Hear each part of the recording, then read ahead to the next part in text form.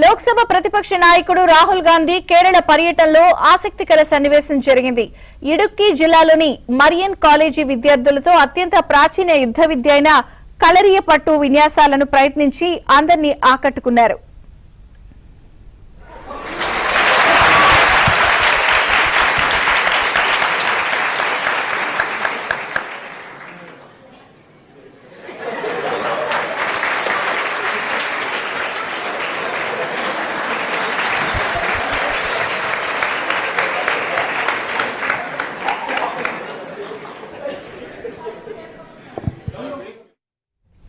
College విద్యార్థులతో రాహుల్ ముచ్చటిస్తూ ఉండగా కలరీ విద్యను ప్రయత్నించమని ఒక విద్యార్థి కోరారు.